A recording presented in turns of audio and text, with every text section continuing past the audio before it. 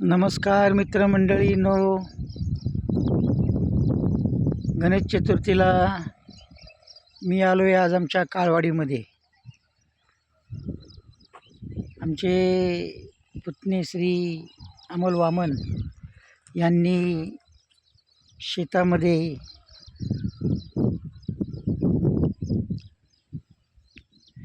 फ्लावरची लागवड केलेली आहे.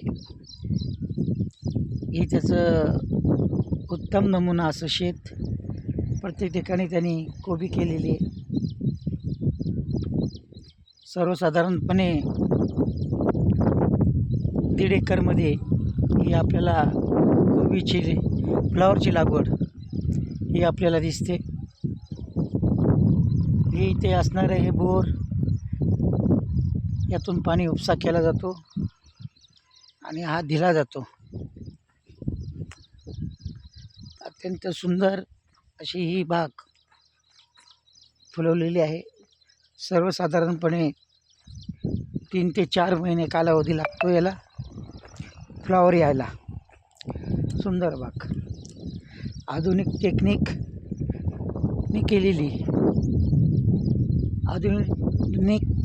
केलेली सुरेखशी बाग आहे आणि खूप सुंदर.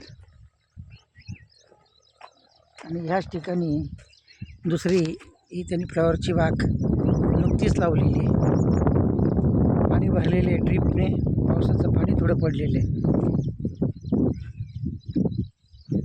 असा हा सुंदरसा मळा नुसता फ्लावरचा. मध्ये आपल्याला जी रोपं दिसतात छोटीशी, या छोट्याशा जी रोपं आहे ती ऊस लावलेला आहे. म्हणजे मध्ये बघा ऊसाची कांडी, ज्याला आपण म्हणतो की ऊसाची कांडी लावून ऊस लावला जातो, असं हे सुंदर ऊस त्यांनी लावलेलं आहे.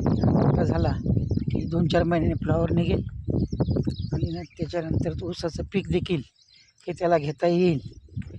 मध्येच हे मिरचीचं झाड आलेलं, मिरच्या आहेत त्याला.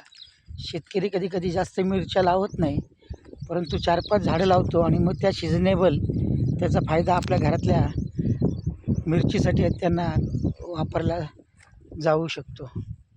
अशी सुंदरशी बाग ही फक्त फ्लावरची बाग आहे. कोबी फ्लावर लावलेला आहे, मध्ये ऊस आहे. असं हे पीक आमचे पुतणे श्री अमोल वामन घेतात. धन्यवाद. मुक्काम पोस्ट काळवाडी, तालुका जुन्नर, जिल्हा पुणे येथून वामन सर, सुरेश वामन सर.